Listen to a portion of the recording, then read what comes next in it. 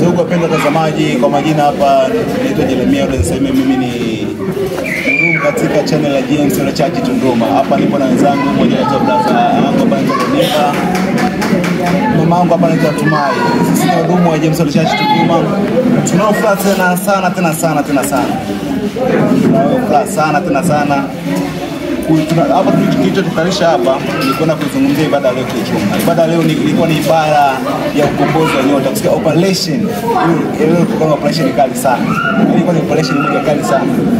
Tumeona vitu vingi vinafanyika katikati ya ibada leo hii. Vitu vingi vimefanyika, vitu vingi ambavyo hata kusimulia hapo uwezo kamili. Okay, basi kwa ufupi kabla sijazungumza mambo mengi sana. Twende tukatazame ibada leo hii. Rudia tu. Rudia ni kuone. Magenda mkono. Unakuwa pete mbili mkono wa kushoto. Mkono kuna pete mbili.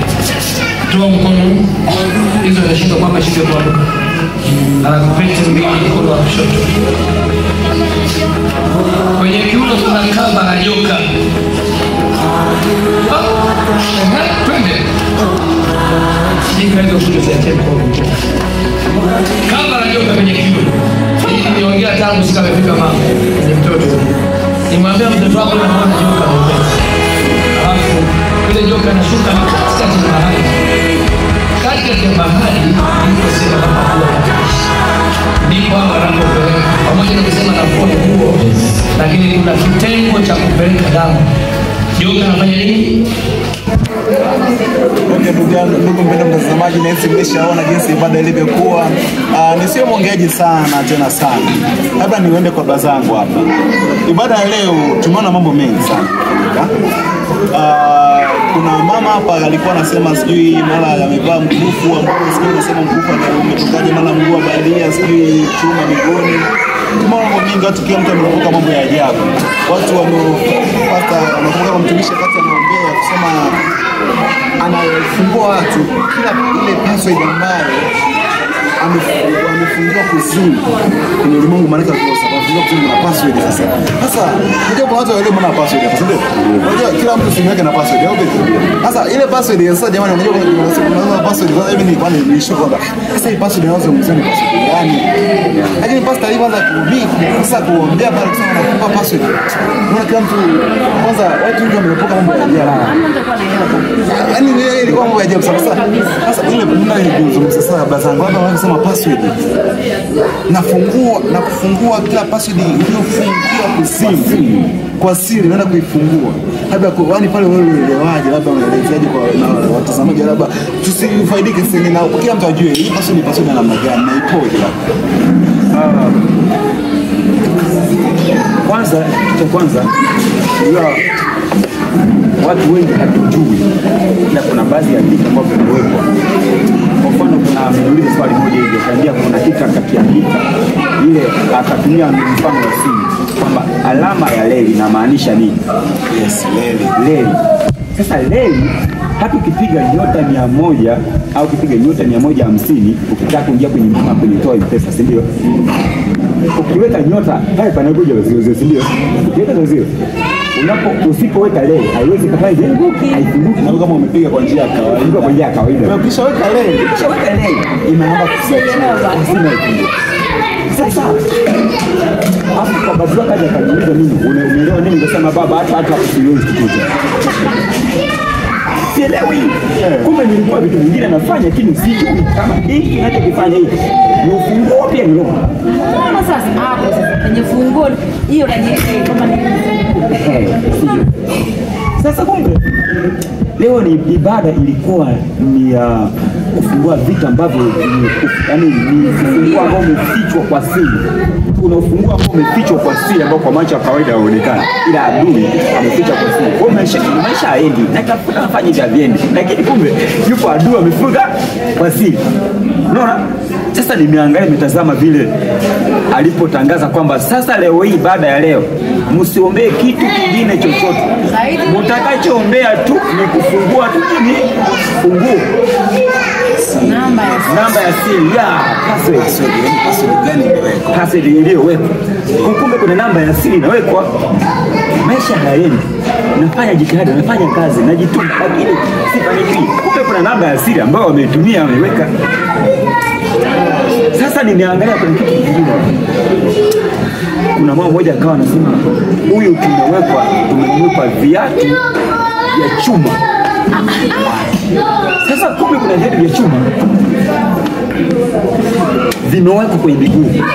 Haya sasa hivi viatu vya chuma hivi kama mtu anatembeaje kwanza mtu kama ametumia chuma, huyu mtu kwa namna gani?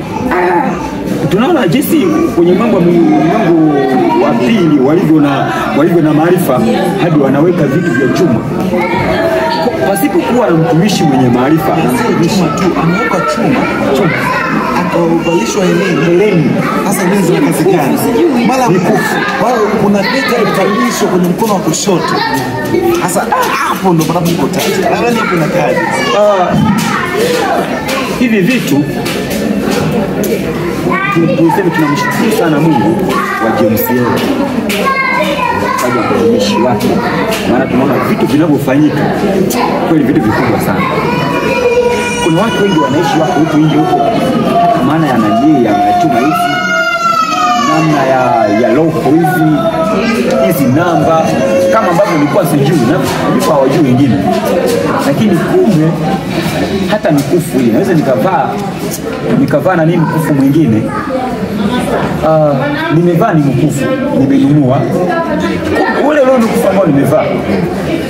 Yupo mtu ambaye ulishanunuziwa neno la siri, naona kwa nje ni mkufu, kumbe kwenye ulimwengu mwingine ile ni kifungo tayari, ipo kwenye kifungo.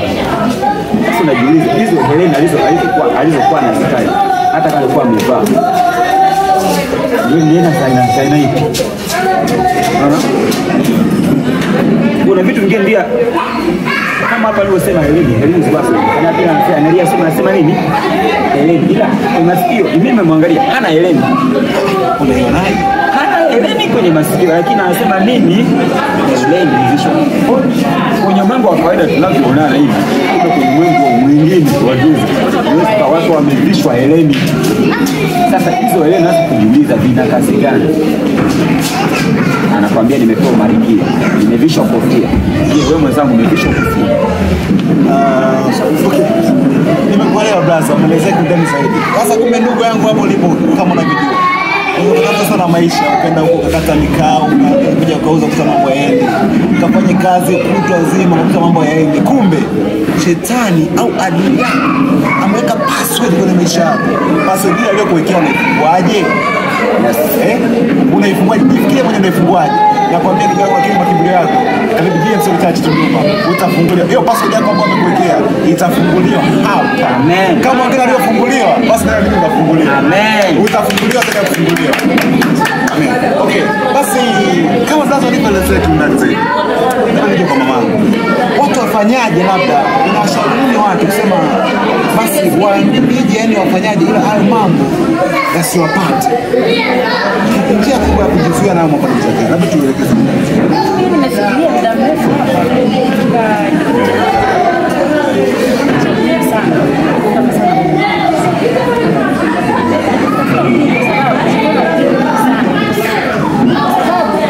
mtu anakwenda imevishwa heleni. Wewe ni muda wa kawaida huu hujaiona heleni. Haya, mtu amevishwa sijui ni viatu vya chuma, lakini mtumishi wa Mungu yaani mpaka sasa hivi ashaona hivi viatu vya chuma na amefungua. Mimi kwa kweli baada ya leo bwana ni historia. Yaani historia kwa sababu sijai kuona mtumishi yoyote kufanya mambo yanayofanyika hapa James. Kwa hiyo naomba watumishi wa Mungu sasa. Yaani naombeni sana sana Mungu. Kwa shetani kama mbili nyingi hapa. Hivyo vitu vya chuma tunaviona Macho ya kawaida.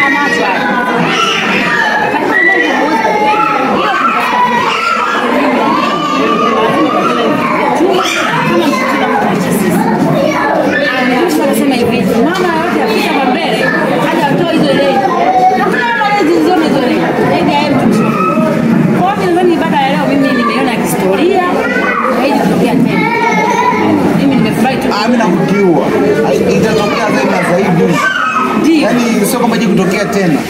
Kesho itatokea, kesho kutatokea na bado itaendelea kutokea na itakuwa zaidi ya hapa. Bwana usikose. Jumapili ijayo itakuwa ni ibada ukanyaga mafuta. Kama unajua miguu yako sijui mgokea hiyo michuma, sijui nini hiyo, yani mambo ya jambo yote kwenye miguu yako. Kanyaga mafuta Jumapili. Yote itatoweka. Maisha yako yatakuwa safi zaidi ya safi. Usikose Jumapili hii ndio kuja. Ndio gango wewe. Ndio sasa kitu kile kana nafikiria kitu kingine. Unajua watu kuna wale wamefungwa sana. Alafu kupata msaada hawajui ni wapi. Nenda amehangaika nenda kwa waganga huko na huko. Haoni pa kupata nini? Msaada.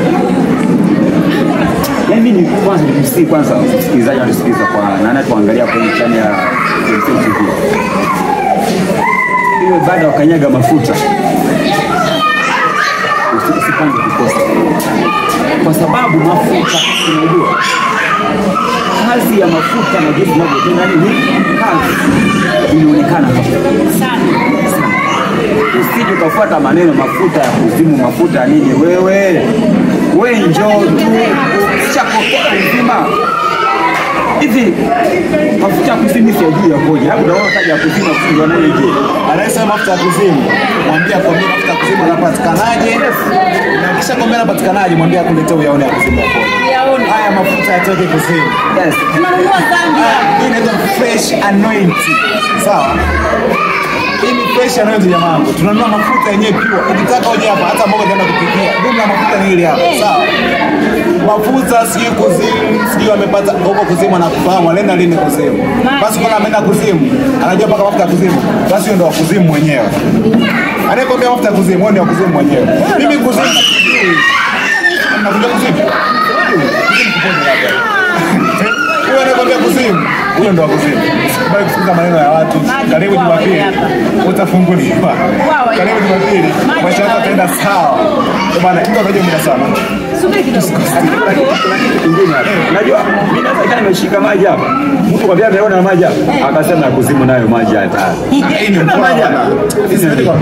Wao bwana hiyo. Nimeshika hapa na sasa kinyume chake ni kwamba haya maji haya ndio yashika. Haya una maji yangu, haya maji yangu. Mimi nimenunua, si ndio?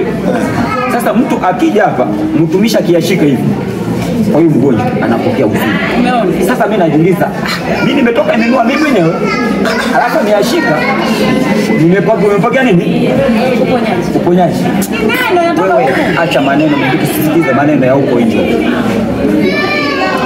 Ndio hapa. Jamani tuokoe jamani tutakutana katika kipindi kijacho jamani. Kipindi kijacho. Tunakanyaga mafuta. Sasa mimi nataka niseme neno. Jamani, pande zote za dunia. Yaani kuanzia Mbeya, sijui wapi huko, Ndolezi huko, Wawa, Mbezuma, tunakaribisha Jumapili. Kaja ukanyaga nini? Nchi ya Tanzania pia. Mimi najua sasa hivi natambu na kwa sababu Jumapili. Mashaka na maji bwana. Hapa tayari hapa. Tusimame bwana, tunaona